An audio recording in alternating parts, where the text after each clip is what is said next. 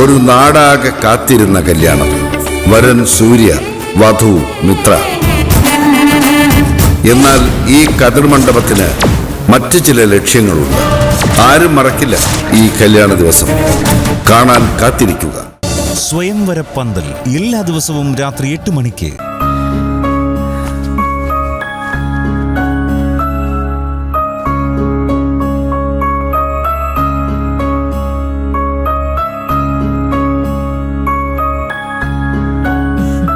പിന്നെ നല്ല റെസ്റ്റ് വേണം ചീരു.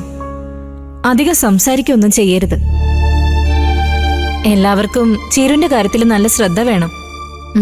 ഞങ്ങള് നല്ലപോലെ നോക്കിയോളാം ഡോക്ടറെ. വലിയൊരു അപകടത്തിൽ നിന്ന് രക്ഷപ്പെട്ട് വന്നതല്ലേ. മെഡിസിൻ സമയാസമയം സിസ്റ്റർ വന്ന് കൊടുത്തോളും. എന്തെങ്കിലും ആവശ്യമുണ്ടെങ്കിൽ നഴ്സിംഗ് റൂമിൽ പറഞ്ഞാൽ മതി. ചീരുവിന് കഴിക്കാൻ എന്താ ഡോക്ടറെ കൊടുക്കേണ്ടത്? തൽക്കാലം ജ്യൂസ് എന്തെങ്കിലും കൊടുത്താൽ മതി. തണുത്തതൊന്നും വേണ്ട. കുറച്ചു കഴിഞ്ഞ് വിശപ്പ് തോന്നുവാണെങ്കിൽ കഞ്ഞിയോ മറ്റോ കൊടുക്കാം. കട്ടിയുള്ള ആഹാരമൊന്നും ഉടനെ കൊടുക്കണ്ട. ശരി ഡോക്ടർ. ഓക്കെ ചീരു, റെസ്റ്റ് എടുത്തോ. വീണ്ടും പെയിൻ വരുവാണെങ്കിൽ നമുക്ക് നോക്കാം.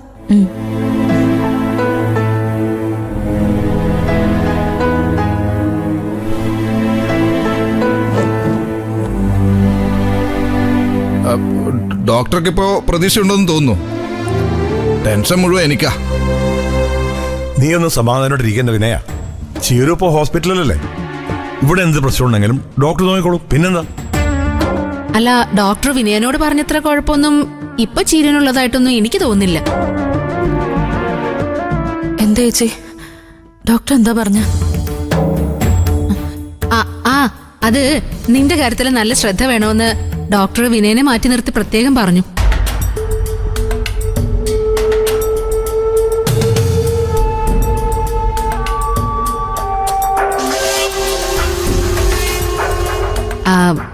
അത് കേട്ടപ്പോ വിനയനൊന്ന് പേടിച്ചു.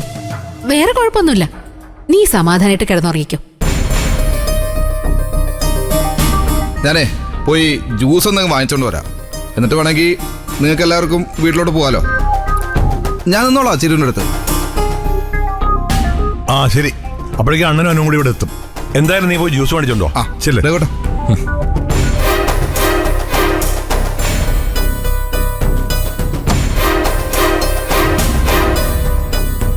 അച്ഛൻ എങ്ങനെയാ അറിഞ്ഞത്?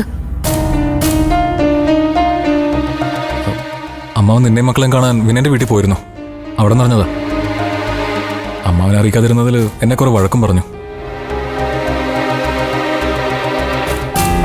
രഘുവേട്ടനും അമ്പിളി ചേച്ചിയും പോയി മക്കളെ അവിടെ നിന്ന് തന്നെ കൊണ്ടുവരണം. വിനേട്ടൻ അറിയണ്ട. അവിടെ ചെന്ന് അമ്മയും അങ്കിളിനെ എന്തെങ്കിലും പറഞ്ഞ് സമാധാനിപ്പിച്ചാൽ മതി. അതെന്തിനാ ചിരു? മക്കളെ അവർ നന്നായിട്ട് നോക്കുന്നുണ്ടല്ലോ. പിന്നെന്താ, നീ ഇവിടെയല്ലേ. പിന്നെ ഹോസ്പിറ്റലിൽ കുഞ്ഞുങ്ങളെ കൊണ്ടുവരാതിരിക്കുന്നതല്ലേ നല്ലത്. ഇവിടെ കൊണ്ടുവരണ്ട ചേച്ചി. അനുചേച്ചിയുടെ വീട്ടിൽ നിർത്തിയാൽ മതി അവര്.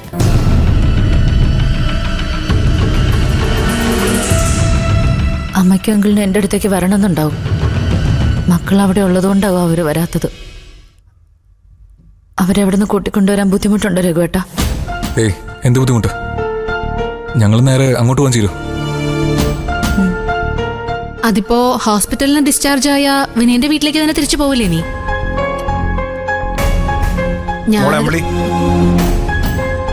കൂടുതൽ കാര്യങ്ങൾ സംസാരിച്ച് അവളെ ബുദ്ധിമുട്ടിക്കണ്ട. ഡോക്ടർ എന്താ പറഞ്ഞേ?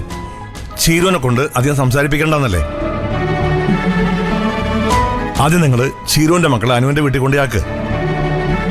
പിന്നെ ചീരു തിരിച്ച് വിനയന്റെ വീട്ടിലേക്ക് പോണോ വേണ്ടെന്നൊക്കെ ഹോസ്പിറ്റലിൽ നിന്ന് ഡിസ്ചാർജ് ആവുന്ന സമയത്ത് തീരുമാനിക്കാം. അതെ, ഇനി അതേക്കുറിച്ചൊന്നും പറയണ്ട അമ്പിളി. വിനയൻ ഇപ്പോ വരും.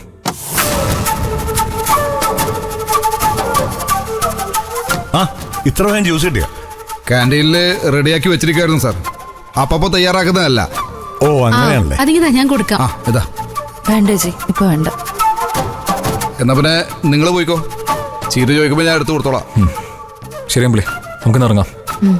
ചിരു, പോയിട്ട് വരാം. നീ ഒന്ന് ഉറങ്ങിക്കോ. അച്ഛൻ വന്ന് വിളിക്കുമ്പോ എഴുന്നേറ്റാ മതി. ശരി മോളെ, അങ്കിളിൽ നാളെ വരാം. പിന്നെ ശരി. ആരോട്ടെ.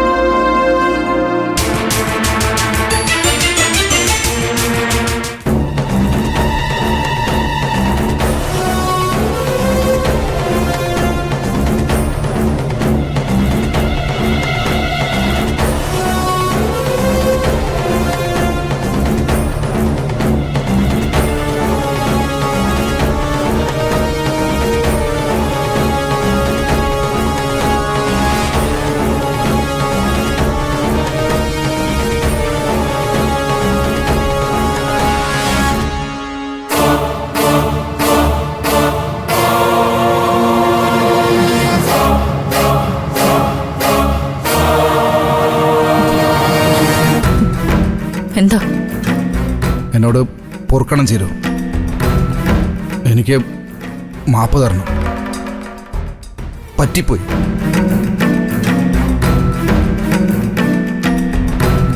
മനഃപൂർവ്വം ദ്രോഹിക്കണമെന്ന് വിചാരിച്ചിട്ടല്ല. എൻ്റെ മനസ്സിനെ നിയന്ത്രിക്കാൻ എനിക്ക് പറ്റിയില്ല.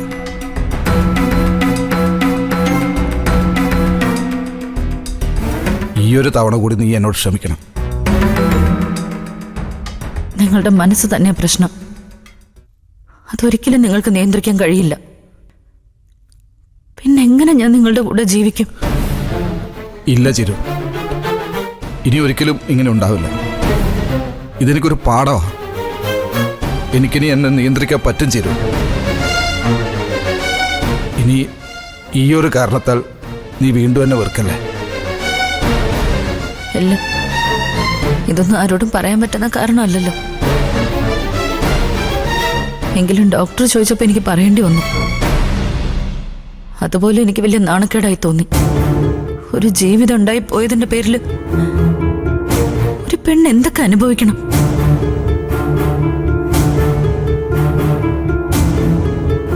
സങ്കടപ്പെടല്ലേ ചിരു, സങ്കടപ്പെടല്ലേ.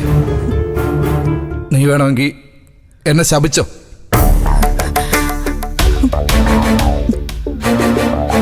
എന്നാലും നീ വിഷമിക്കുന്നത് കാണാൻ എനിക്ക് വയ്യ. പ്രത്യേകിച്ച് ഇങ്ങനെ ഒരു കാര്യത്തിന്. ഡോക്ടർ കുറ്റപ്പെടുത്തിയപ്പോഴും ഞാൻ എൻ്റെ തെറ്റേറ്റ് പറയുക ചെയ്തത്. ഭാഗ്യത്തിന് അവർ വേറെ ആരോടും ഇതിനെക്കുറിച്ചൊന്നും പറഞ്ഞിട്ടില്ല. അതും നീ റിക്വസ്റ്റ് ചെയ്തുകൊണ്ടാണെന്ന് എനിക്കറിയാം. Thanks Chiru, thanks. അതെ, ഇനി ഈ വിഷയത്തെക്കുറിച്ച് സംസാരിക്കണ്ട. എനിക്കത് ഓർക്കുന്നത് പോലും വെറുപ്പാ.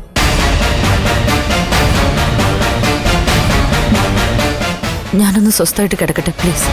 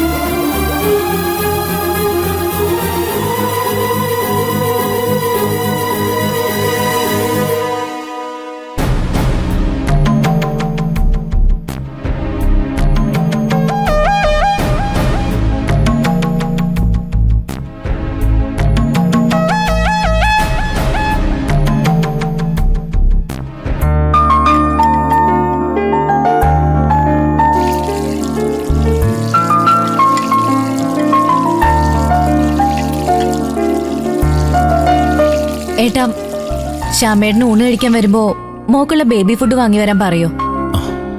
ഉണ്ടായിരുന്നത് ഫ്ലാറ്റിൽ വെച്ച് മറന്നു. വിളിച്ചു പറഞ്ഞാൽ ശ്യാമേട്ടൻ പിന്നെ അത് മറക്കും. അത് കുഴപ്പമില്ല, ഞാൻ പോകുമ്പോ വാങ്ങിച്ചിട്ട് അവന്റെ കയ്യിൽ കൊടുത്തുവിടാം. അതുപോലെ. ആ സോനെ, അല്ല അമ്മ ഊണ് കഴിച്ചില്ലെന്ന് പ്രതിഭ പറഞ്ഞു. വഴക്കൊന്നും ഇതുവരെ തീർന്നില്ലേ? ഞാൻ പിന്നീട് മിണ്ടാനൊന്നും പോയില്ല. അമ്മ ഇന്ദ്രേട്ടൻ വന്നിട്ട് കഴിക്കാന്ന് കരുതിയിരിക്കുന്നുണ്ടോ? ഒരുമിച്ച് കഴിക്കുമ്പോഴാണല്ലോ ഇന്ദ്രേട്ടനെ അമ്മയ്ക്ക് കയ്യിലെടുക്കാൻ പറ്റുന്നേ.